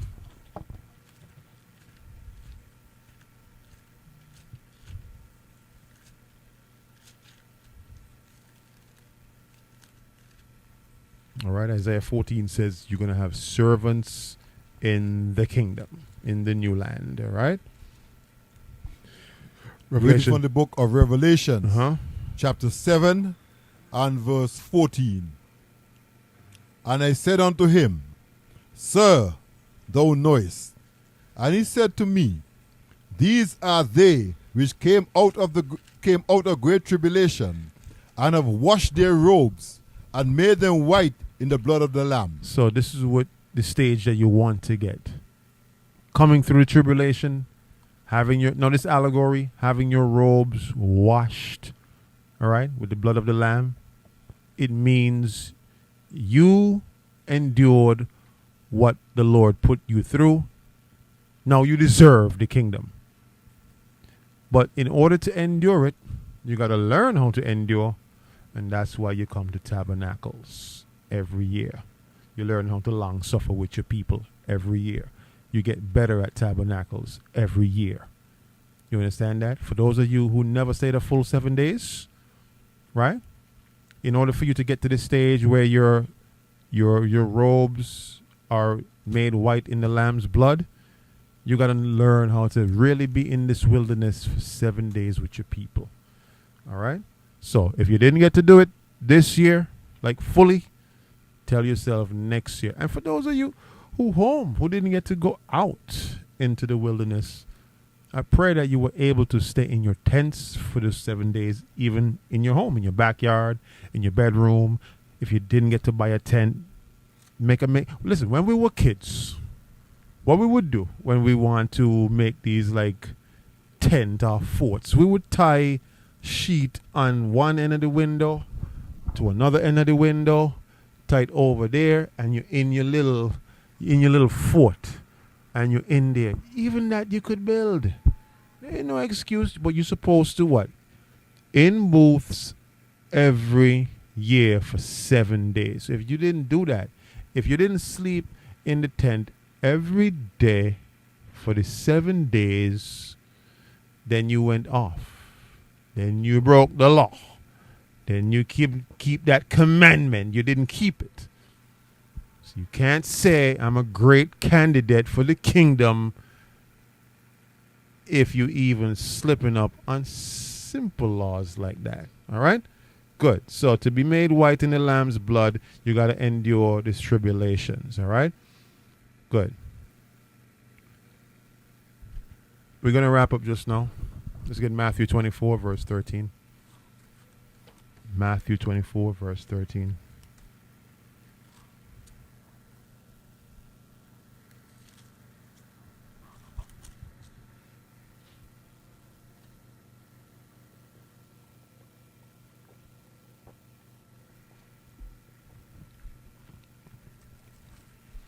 Reading from the book of Matthew, chapter 24, verse 13. But he that shall endure unto the end, the same shall be saved. Now, he that shall endure till the end, that's whenever the end of your life is, or till whenever Yahushua comes back, whichever point within the tribulation you survive up to, you have to endure till that point. If you survived up to the climax of Jacob's trouble, you got to endure till then. Now, we read in the Apocrypha where some of you, in the height of all hell being broken loose, it says the insurrection of those that fear the Lord will take place. So you may just survive up to that point where the insurrection of those that fear the Lord comes upon you in that day. And that may be the time where the Lord takes you out. It didn't mean that you're not going to get the kingdom, but you're going to be resurrected. Your spirit going to be put back into your body should you have endured up to that point. But it says, he that endured till the what? Till the end. The end means to whenever your life ends or to whenever Yahushua comes back, should you be alive at that time. And that's what you got to teach your children, because they might be the ones who are alive in that time when Christ comes back. All right? Or your children's children. All right? Good. Let's get 2nd Ezra chapter 6 and verse 9. 2nd Ezra chapter 6 verse 9.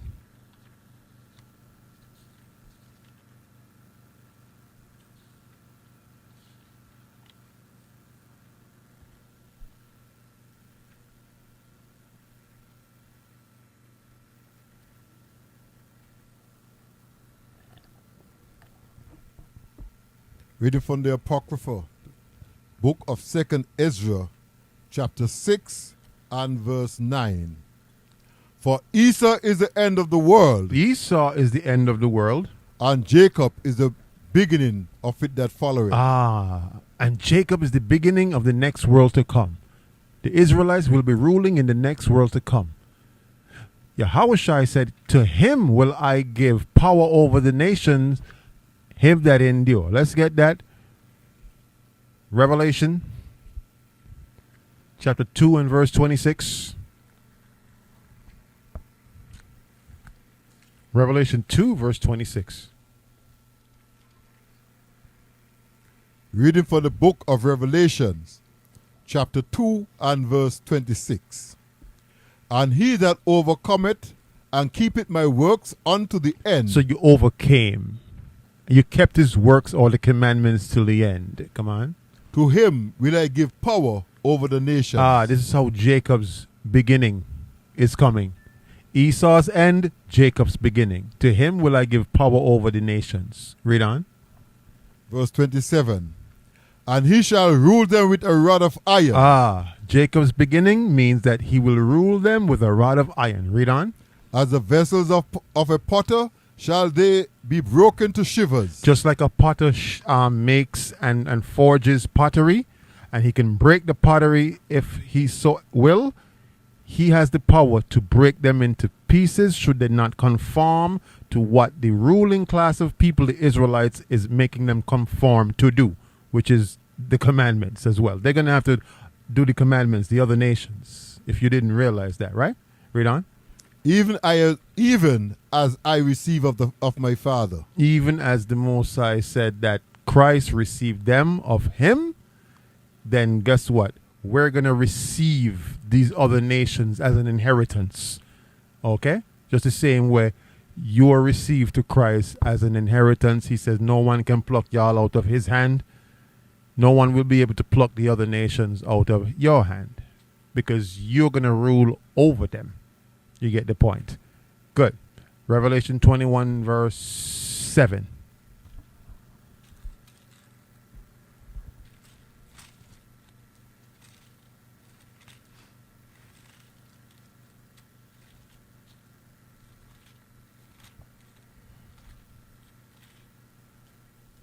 Reading from the book of Revelation, chapter 21, verse 7. He that overcometh shall inherit all things. Shall inherit what? All things. All things. Read on. And I will be his God, and he shall be my son. So overcoming, enduring, and inheriting all things. No, all things. That's a lot to inherit, right? But it also shows you ain't gonna get it so easy. Come to tabernacles every year. That's where you learn to endure. Come to tabernacles every year. That's where you learn how to overcome. You overcome life's challenges by having that spirit here. Like when you go back out into the world, after enduring 7 days here, you go back into the world and problems start to arise, and you're going to be like, ain't no problem. Listen, I just come from bathing in a bucket. Ain't no problem. That ain't no problem. As the Spanish that said, that, listen to me, that ain't no problem. No problem for me. Okay? No problem. You have problem, I don't have problem. You have problem, I don't have problem. So learn how to overcome by perfecting tabernacles. All right, things are going to happen. Things are going to go left. Things are going to go south. Things are going to go wrong. And you learn how to overcome these simple challenges by working together. All right, unifying, putting your resources together. All right, even things may go wrong when you're trying to put things together with each other. You know, but I thank the Most High for each and every one of you, because even though challenges arose while we were here and things happened, each of you found a way to make it work and to work around the situation and to work around the issues and to work. So that is the spirit that we need to continue in.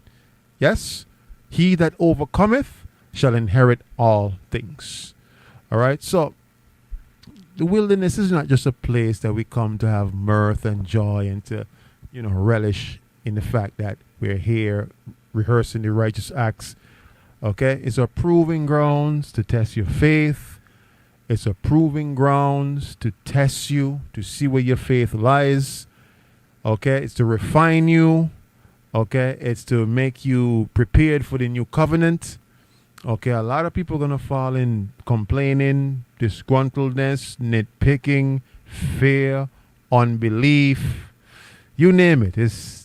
People get overcome with these spirits once they get into a space like this where their faith is tested and is challenged, right? And even rebellion. You may have some. Listen, one brother told me, right? This is a high-ranking captain. He told me, one tabernacles, right? Some men were ordered. I guess a storm came. This was in America. A storm came. And a lot of the tents them got blew down. And so they had the resources to replace the tents that got blew down. They had the funds and whatever they had put together. It's a large school, right? So everyone gave their tabernacles fee, and they were able to actually have enough food, have enough gas, have enough ice, but the tents them that got blew down from the storm, they had to go to like a Walmart or whatever to replace the tents. And so it was about 4 captains that had to stay at the grounds, work on what needed to be worked on, send out some officers to go and get these tents for those who got their tents destroyed. It was women, children, and some elderly women as well. Some of the brothers who were kind of strong and strapped in, they decided they're going to go and get their own tent. But the others who couldn't, the officers were ordered to do that. And the officers them said, no, we ain't doing that. We got our own tent to look after. They went against orders. They went against the structure. They went against what they were ordered to do. They were showing rebellion in that moment. They said, no, I ain't doing it. And that act of rebellion is a direct reflection of some of the rebellion you're going to see happening in the second wilderness. Now, of course, those officers ain't in that school no more, so I can't even call them officers. They're going back to whatever hole they crawled out of, whatever drugs they used to do. They're going back to a life of living in the world. Rebellious cretins. These are not men who are fit to stand before Yahushua and take order. Because if they're going against their captains like that there, and let's say they do make it to the wilderness, do you think miraculously somehow out of just nowhere they're going to just obey the men who Christ left in charge? No. They will tell those men to, no, we ain't doing that. We got our own thing that we're dealing with. We're not doing that. And that's why Paul said, don't just look after the things of yourself, but look well towards the things of others as well. And that's why Paul said he'd been through so much, because the Lord had to build the care of the churches in him. All right? So, brothers, soldiers, understand this. When it comes to being in settings where you're outdoors, you're outside of the 4 walls of the congregation, that's even a more time to be in order. Show those around you that you really built for this. You really made for this. You're not out here rebelling and going against orders. You ask something is asked of you. You said, yes, sir, I will do that. All right. So, I want to thank all of the brothers. All right. All of the soldiers who's been very instrumental in making what you see here happen by the will of the Lord. All of the sisters who's been pulling their weight, pulling their strength. We couldn't do it without the sisters. We couldn't do it without the brothers. Everyone has their roles. But as long as we understand that everyone has their roles, Okay, and don't look to somebody else's role. Well, I think you should be doing it that because I doing that. No, you have your role. Everyone has their role. All right. So just make sure you're fulfilling your role. And once you do that, you're not a complainative person. You're not a nitpicky person. You're not a susu person. A susu person is like somebody who always murmuring. Once you're not that kind of person, you have a problem with everything, you'll do well in the second wilderness. Because it means you're doing well now. Okay? All praises. So, I just want to encourage everyone, prepare yourselves, whether it's yourself or your children. What's the second wilderness all about? We have no idea how long we're going to be there. Learn to be content. Learn to work well with one another. Learn how to problem solve. Learn how to be solution oriented. Learn how to take and follow orders to a T. Right? If somebody asks you to put that thing there, and you say, okay, yes, but I'll put it there, you're not following orders. Okay? You're not going to be a candidate for when Yahushua leaves capable men for you to report to. You will go against them too. And by thus, Christ will have no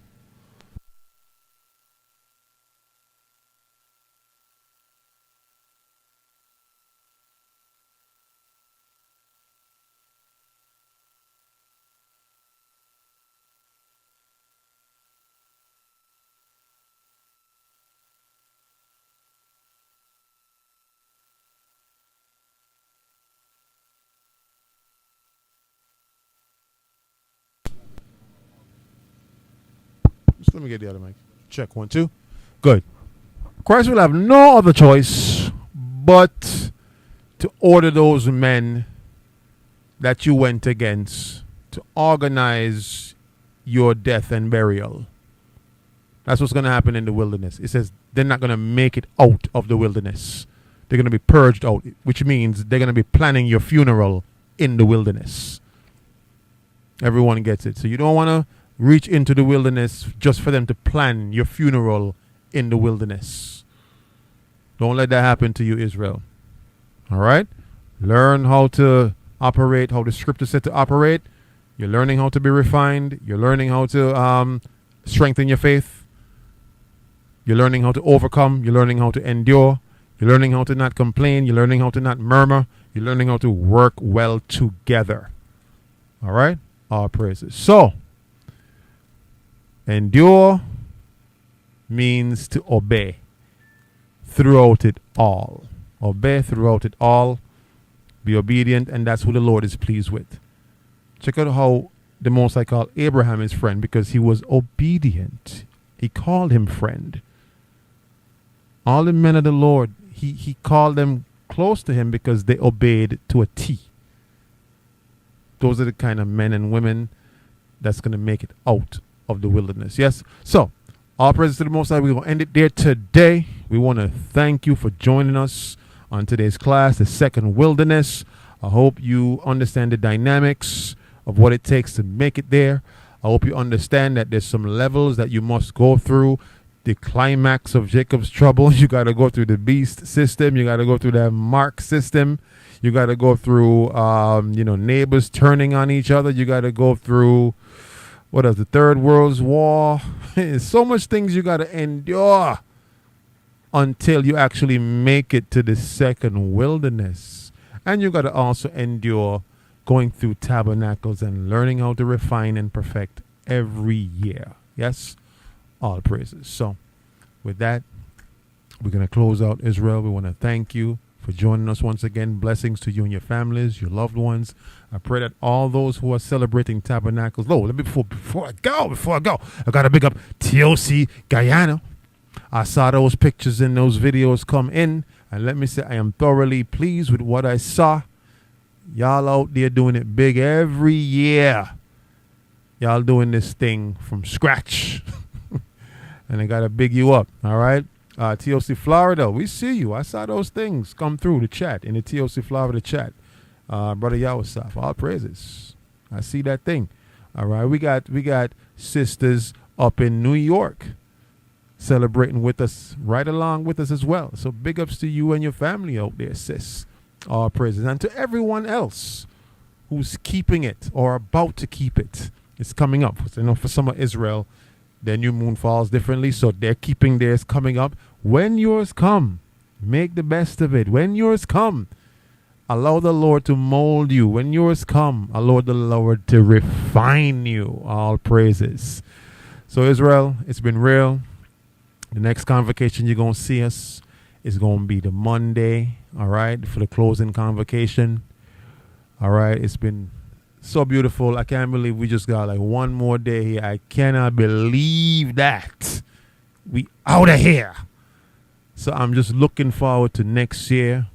All right, we got some feast days coming up, feast of dedication, 7 more days again of feasting, fun and frolicking again coming right up. So as we done one, another one on the way. All praises that we're going to start prepping for. All praises. So with that, Israel, we love you. Stay connected, stay blessed, all right, and keep on staying in the spirit. Remember to give your offerings, your donations, all right, give your alms, all right, as the scriptures say, the Lord loveth a cheerful giver. Let your alms go together with righteousness. Keep the commandments, give your alms to the ministries where it needs to go, because the Lord has work to do in the earth. And we can't do it without you, Israel. So to all those who's been faithful, giving their alms, allowing the Lord to use them as a vessel, may the Lord bless you and your families and whatever you've been praying for. I pray the Lord blesses you with that thing. And with that, we close out, Israel. We love you. Shalom.